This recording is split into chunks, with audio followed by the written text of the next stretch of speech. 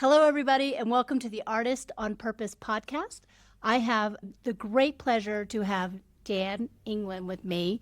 He and I go back quite a ways of sitting on boards together. He's been a coach for me for a speaking engagement that I did, and there have been various times that we have interacted. He is an incredible journalist. He also does other things. He's a musician. And he says he doesn't do that very much, so we'll have to dive into that a little bit more. But it's really the journalism that I want to talk about, and that is not only is what you do for a living, but it's also your passion. Your passion, Yeah, what you do in the world. So right. Tell us a little bit more about that.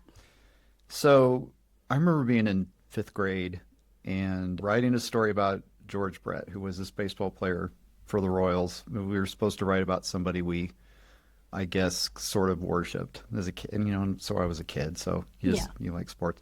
So I remember writing this big thing, and my mom said to me, you're lucky because you can write, and not many people can do that.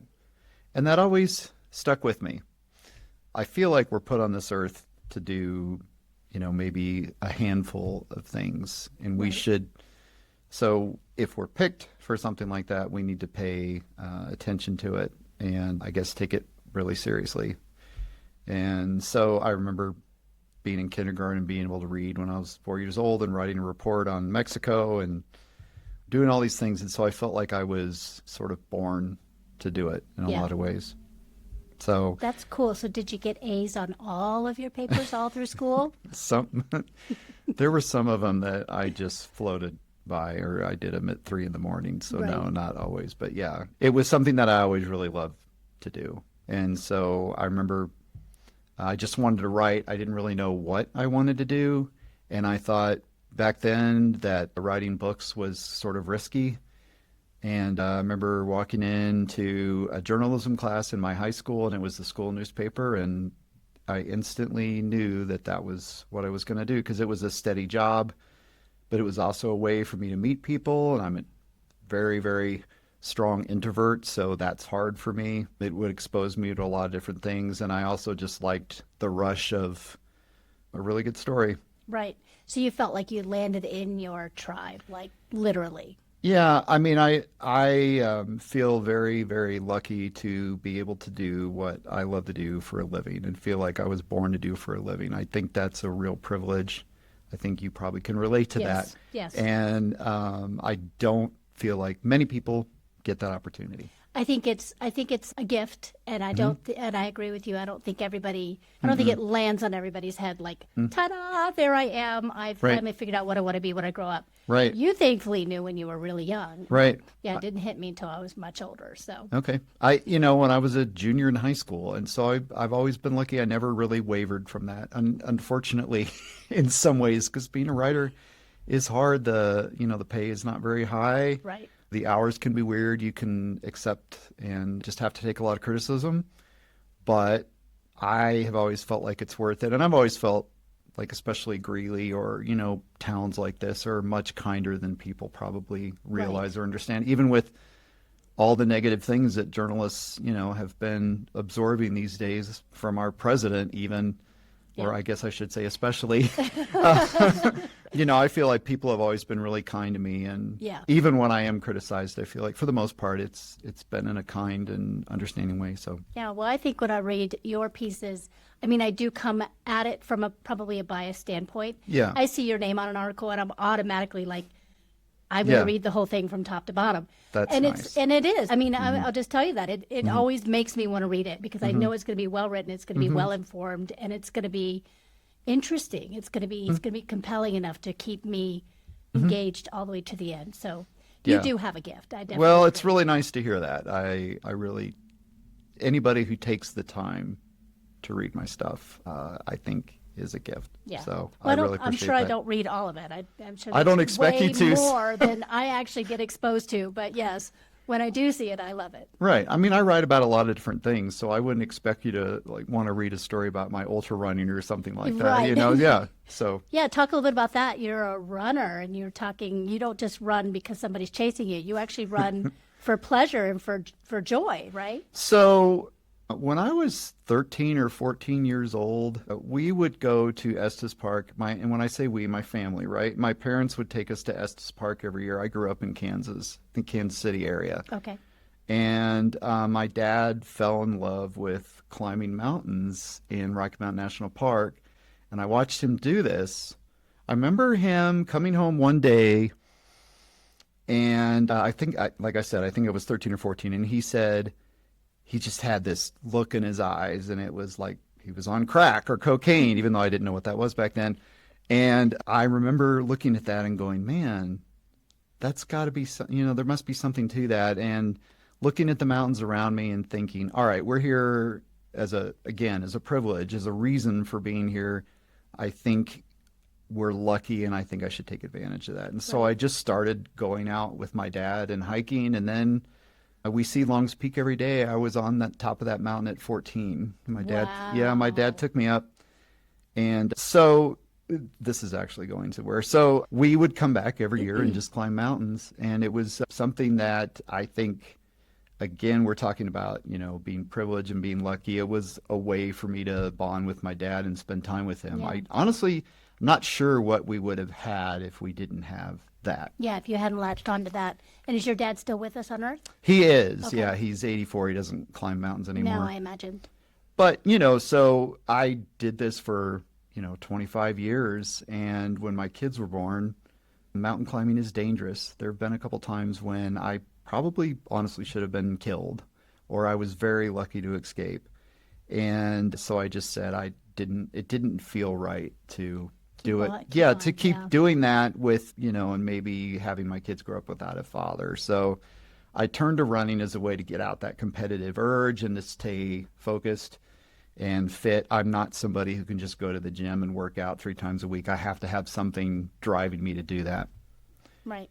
So I picked running and fell in love with it, ran on the roads for 10 years, and then I got burned out on that. And so I remember my mountain climbing days and how I used to love being on the trails all the time. And that's essentially what ultra running is it's trail running. Okay. And being in the mountains and running through all these beautiful places. And so that's why I started doing it, and I've been doing that for 10 years now. And is there a tribe of people that you do this with, or is this a solo venture? Yeah, it's very interesting because that has changed over the years. I have a lot of friends who do it. I have a group of guy friends who I go to Las Vegas with every year. We used to run ultras together, and I've since met some people on TikTok, which, people bash social media a lot, and I think there's a lot of negativity around it, but it has given me a lot of friends because it's a place to share similar interests. Yeah, it's social. It's supposed to be a social environment. Right. And so I have never used it as a way to yell at each other and criticize each other and, like I wouldn't debate. think that would be your natural behavior anyway. Right. Like debate, politics. I've used it to find different communities, and it's really paid off for me that way. We went to Salina, Kansas, and did a half marathon. I think 40 of us met out there to do this. Yeah, and so there are people now who run these 100-mile races with me. So cool. Yeah, right. Oh, yeah. So do any of your kids run? Actually, yeah. One of my daughters, I have twin daughters, and they're both going to do a triathlon this year. And then one of them's going to run the Horsetooth Half Marathon with me in April.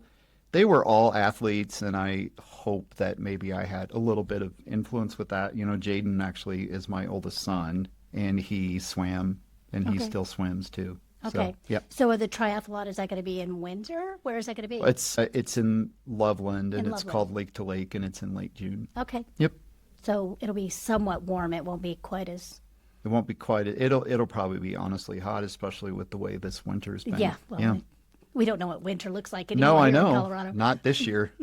Right. It's like we go outside every day and we're like, is it spring? Is it winter? Is it summer? We don't know anymore. Yeah. So it's actually pretty sad. I hope that we're able to get back to that soon. Yeah. Well, I think it's supposed to be warm all year. It's supposed to be 60 degrees. Yeah. Yeah, that's crazy. I know. So tell me, who do you write for right now? What do you do, and how do you get gigs? And do you call them gigs, or do you call them assignments? What do you call them? I call them gigs. Okay. Assignments are within the gigs, but So I do write for a number of people. I wrote for the Greeley Tribune for 20 years. Yep. That's where I met you. Yep. That's Girl how, Scout cookies, right. I think. Yes. Way back when, yeah. Yes.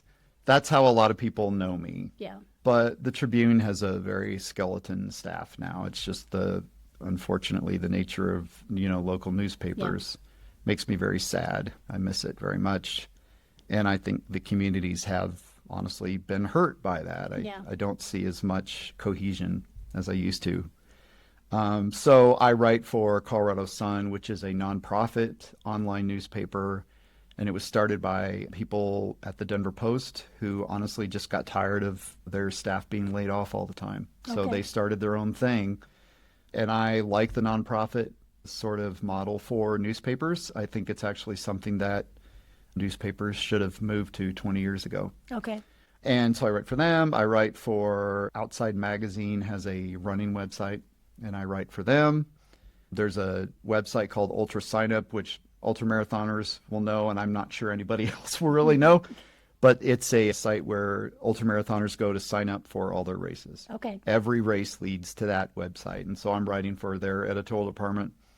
I'm also writing for Colorado Outdoors, which is a CPW magazine, and I'm also the associate editor for NoCo Style. Okay. So NoCo Style, if you're familiar with 5280 at all, Yep. and so we try to be the 5280 of Northern Colorado. Yeah, I get NoCo Style to my house. Oh, So, great. Yeah. Very I do. cool. I don't know. Yeah. I don't know why, so I should not probably say it publicly, but I do get it every time it comes out. So Okay. Yeah, it is a lifestyle magazine, but we try to do some news stories as well. yeah. So, yeah. So I think that's really the basics of everybody I write for. And so do you do this full time? What does your week look So like? all those gigs are full time. Okay. But that's what I've had to do with my career is when the Tribune and I parted ways, I had to sort of find all these jobs, Right. and so I'll write 3 articles a month for NoCo Style, and I edit the magazine too with, my editor. I write an occasional story for Colorado Sun, maybe like once or twice a month.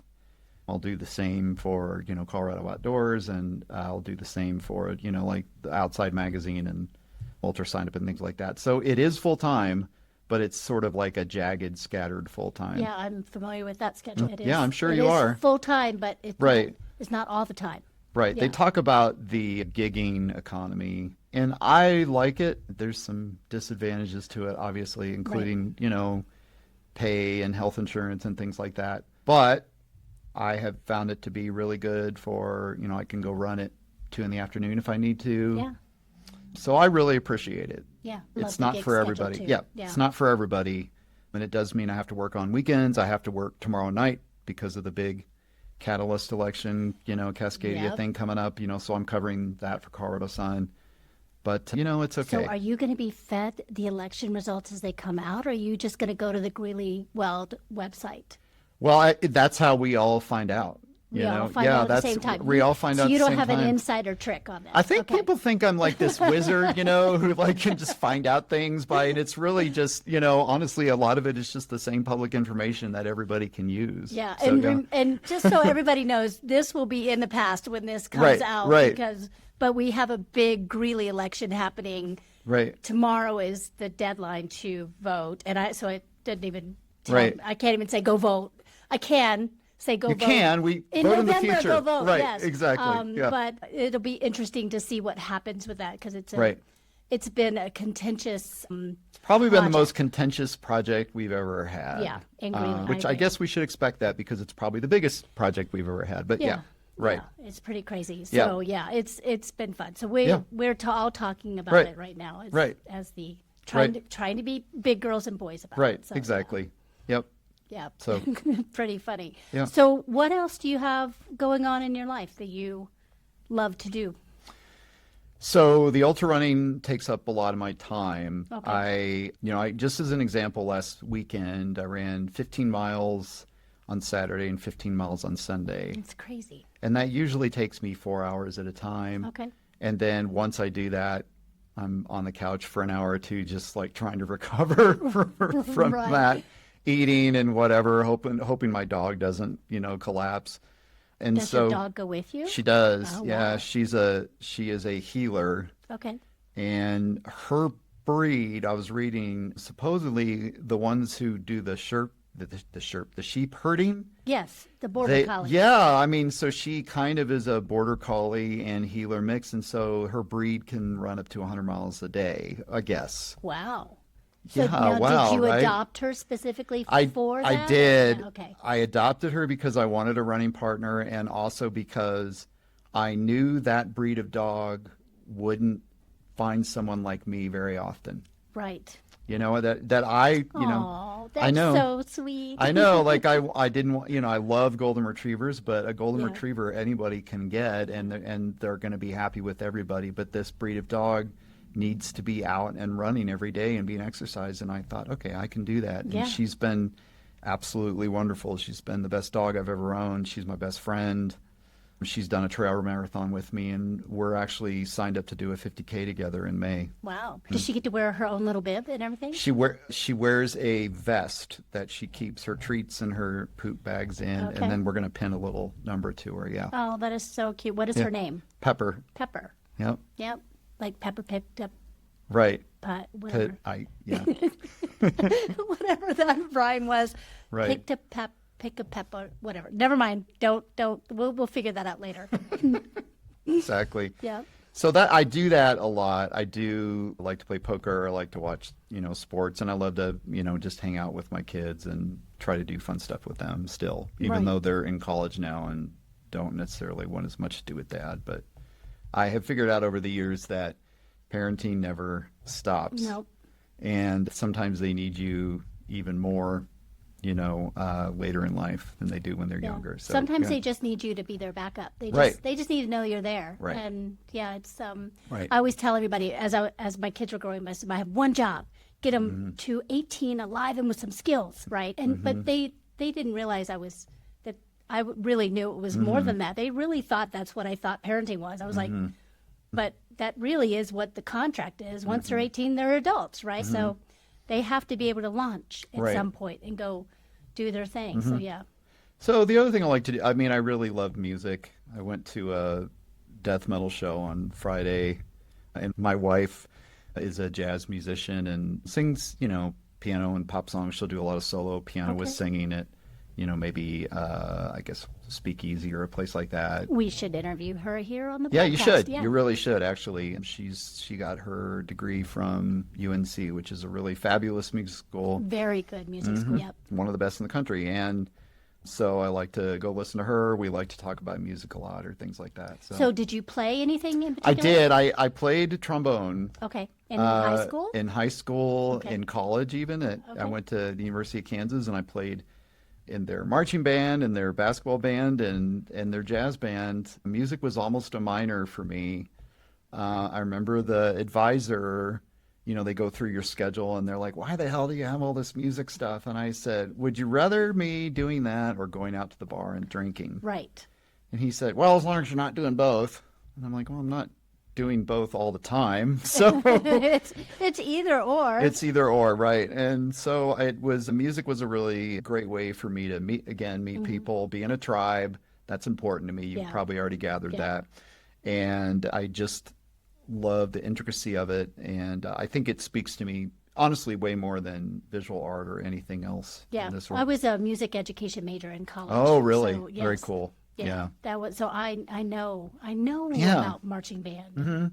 Doing I that. think marching band Mm-hmm. and some of those bands really find a lot of people who would be lost otherwise. Oh, it definitely does. I think Yeah. it saves a lot of people. Absolutely. Yeah. It definitely saved me growing up. In fact, I did consider doing it as a career, but again, it was sort of a risky thing to me. So I just didn't Right. want to do it. So you actually looked at it as risk. I and did. You didn't like go, oh, I'm going to do this regardless. You were just like, not risk, but I got to do it anyways, right? So It was also, you know, I was a very good player. I had a lot of opportunities, but I wasn't one of the best. right, Right? You know, You and have I to be real. you have to be yeah. so good just to even make a living. Yeah. You know, and Yeah. so I just thought, I'm probably not, you know, but I'll have fun. And actually when I came to Greeley, I played in a big band called Cream of the Crop, and they're still around. I played for fun. 5 years. Yeah, music was one of the things I had to sort of set aside when the kids were born. Yeah, me So, too. yeah. Well, marriage, Right. marriage, then kids, and so Yeah. on and so forth. Yeah. Yeah, which is I love my appreciation for music. Yeah. I think it's given me, like Steely Dan is one of my, even though I love death metal, obviously I just told you that, but Steely Dan is one of my favorite bands, and I don't think I'd be able to appreciate them without a music background. Right. Without understanding what's going on. What's kind of going on stuff. there? Yeah, because it's very complicated music. It's very So, complicated. yep. Yeah. yeah, I am a big classical music fan still today. Yep. It's kind of my GSD music, get shit done stuff. Yep. Yeah, just play it absolutely. when I'm Yeah, having a lot to do. I just have that going on in the background. So yeah, focus. It's all Yeah. good about focus. So that's awesome. So what do you have planned for the future? What are you gonna? What does your future look like? I've thought about that a lot lately, and I really don't know. Okay. Because writing for a living is hard, and the gigs are drying up. I'm really good at it, but am I good enough to be in, the New Yorker or some place like that? Have you tried? Maybe. I haven't. People ask me that. I know I'm not good enough to be in the New Yorker, right? So, but there are other places that I could pursue it if I wanted to, but it's a lot of work to get in with the magazine and get comfortable with them. I guess it's sort of like dating in a way. It takes a long time for them to get to know you before they'll let you in your house. Right. Even. And so, and I just don't want to do that anymore. And so I decided I'm going to keep doing it as long as the society and the thing supports it as much as they can. As they can. Yeah. So why do you think the gigs are drying up? Well, so really it's because there's a heavy financial reliance that journalism has, right? They just Right. need to pay bills, and they sort of approach it like other things that I don't think should be capitalist, like, healthcare, right? So because there's so many struggles with trying to just make it just like everything else. Right.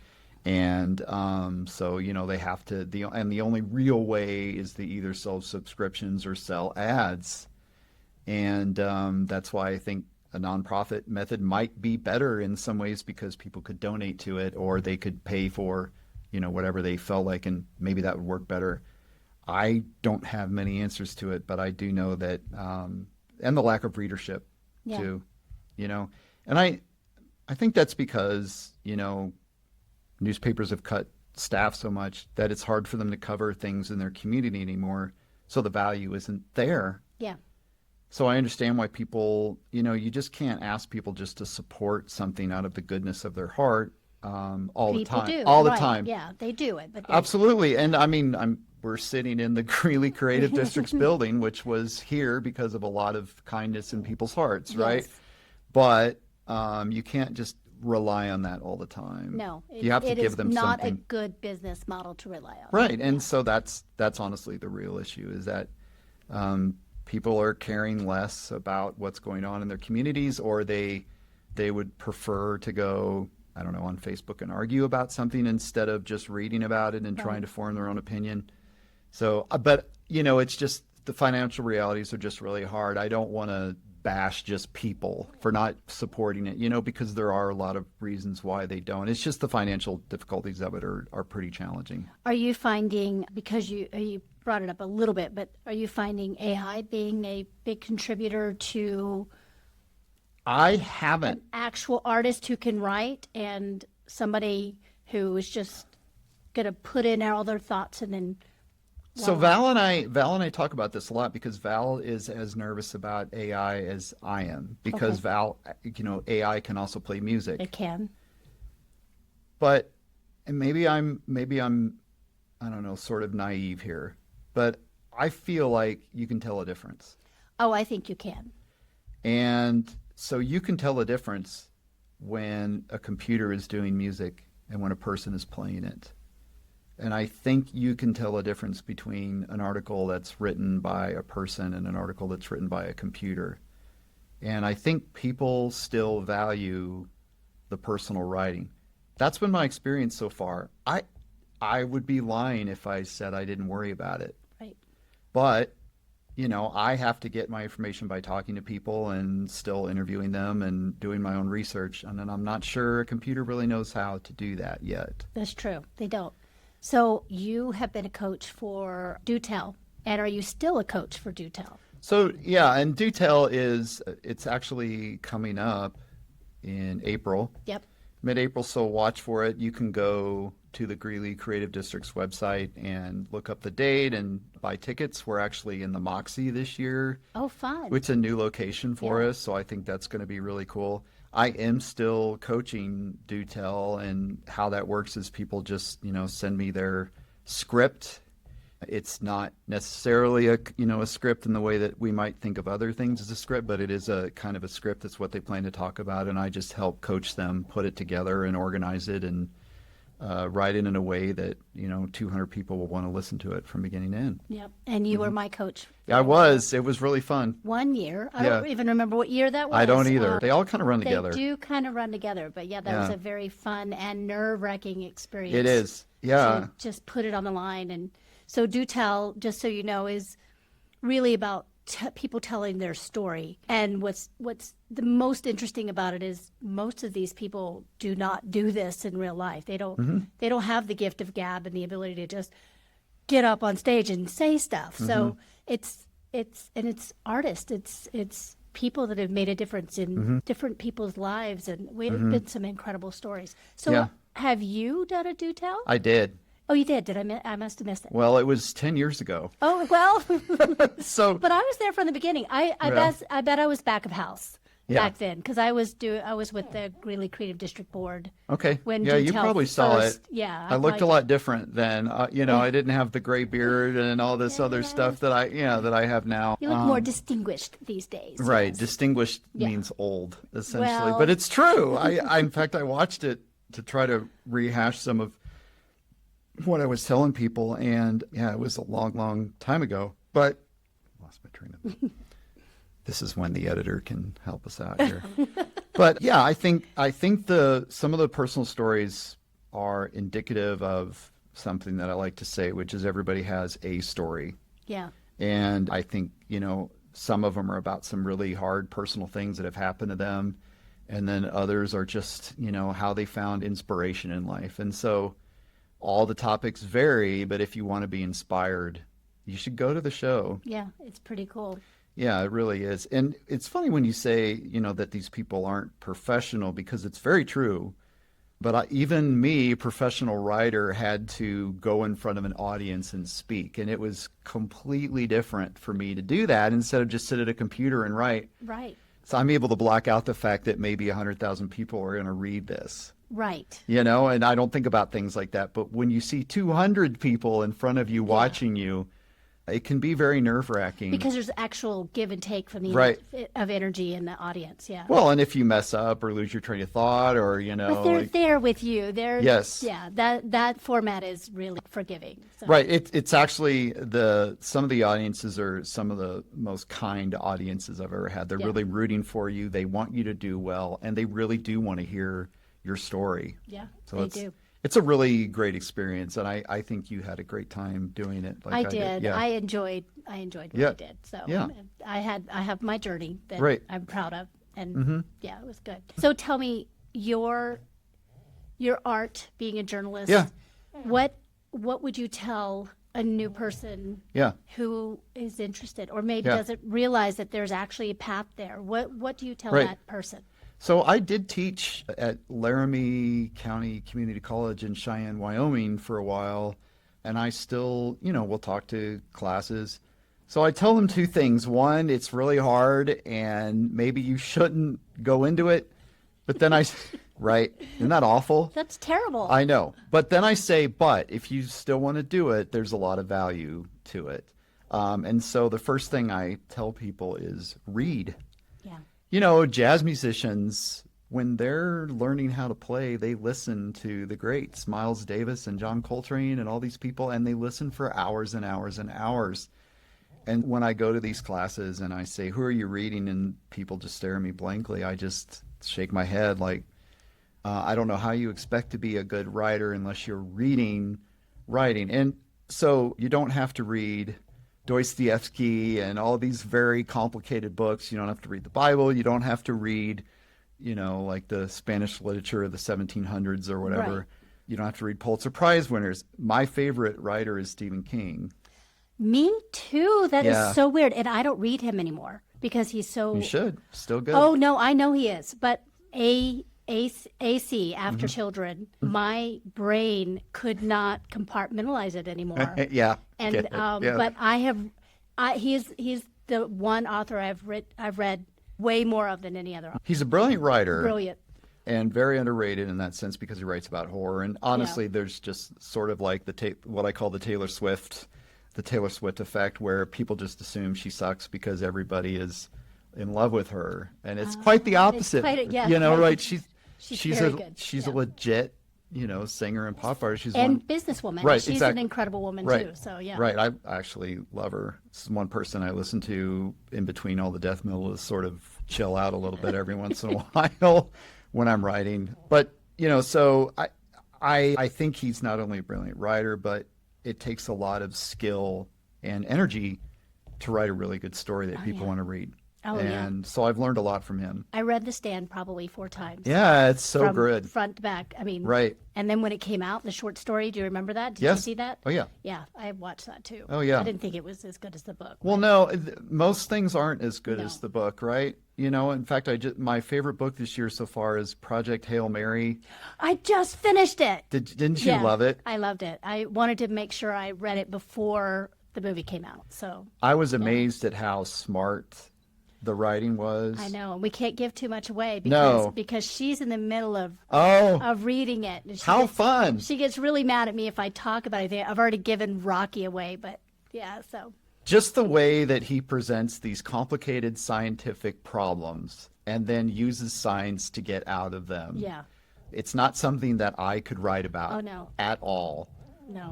And he makes it very entertaining. And the movie's coming out. Yeah. And I'm kind of like, I think all that's going to get lost in the movie because he sort of, like the main character talks to you about, okay, I need to do this, but if I remember this from my science class or I did the math, and I don't know how that comes out in a movie, just all the problem solving. I don't know. It's Ryan Gosling. I have hope. I have hope. Ryan Gosling is actually very good actor.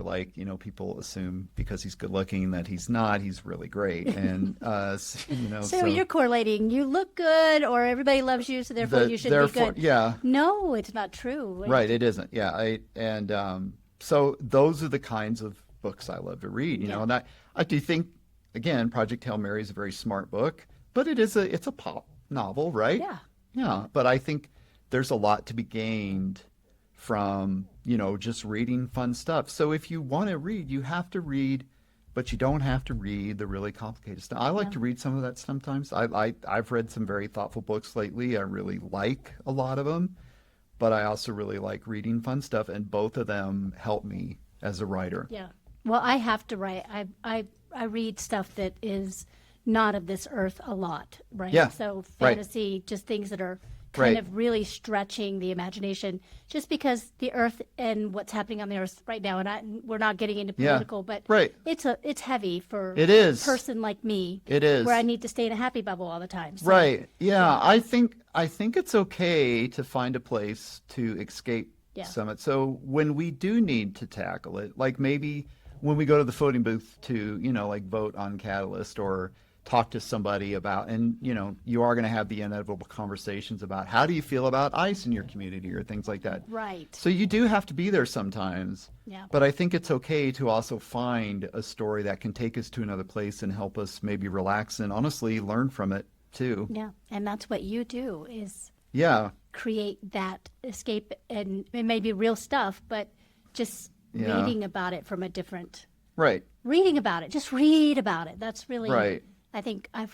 reading is unfortunately becoming a lost skill as well. So Yeah. I think that's true, although I do think Audible and places like that save it. Yeah. Because I think, and I actually love to listen to audiobooks now when I'm running. And I do it when I'm driving. Right. So, yeah. Driving or running are Yeah. the two things that I like to listen to it then. And I think I get maybe 95% of the experience that I would reading. Yeah. And I think that's okay, as long as I'm still able to keep up on a lot of. Yeah, I always what's have out two there. books going at one time. Do you? I always have an Audible going, and I have a in my Facebook. Okay. Yeah, because of the formats, Right. they don't conflict in my brain. So I have found, and this is one of the curse of being a writer, is that when I'm reading a book and in my face, like you put it, I edit it.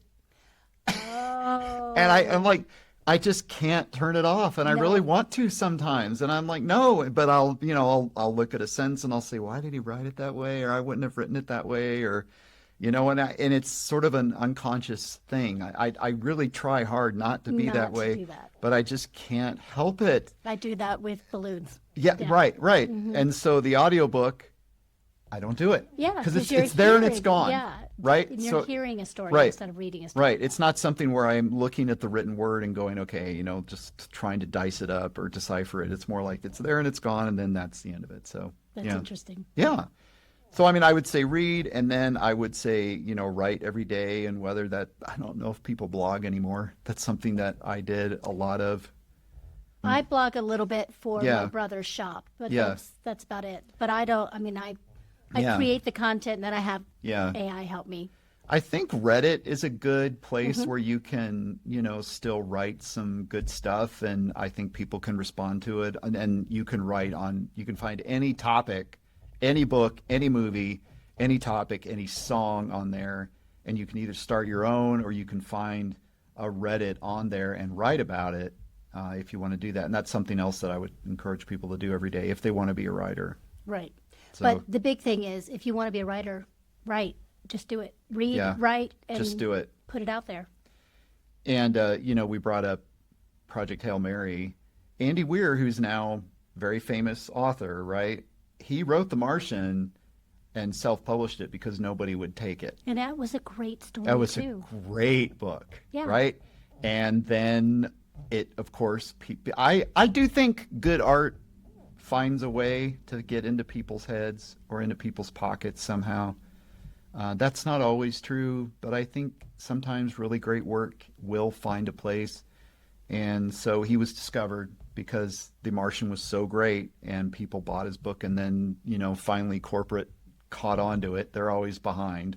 Right, right. And- well, it's an interesting topic, right? Right. He's talking about things that Right. nobody's ever experienced in real Right. life, right? So, Right. yeah, So if you do love writing, write, and then just see what happens. yeah.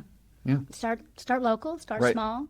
Right. Get into your high school newspaper if that's where you're at. Right. Yeah. do Or it. there's always fan fiction or Reddit or wherever else you want to go. There are still a lot of places you can go. Yeah. Yeah. That's good. Well, Yeah. this has been great fun. Yeah. Thank you for Thank you taking for the having time. me. Yeah. I really enjoy. I always see what I do as an art form, and it's nice to be, I guess, affirmed in that way. Yeah. This has meant a lot. So Yeah, well, I hope that this podcast continues to support artists and Right.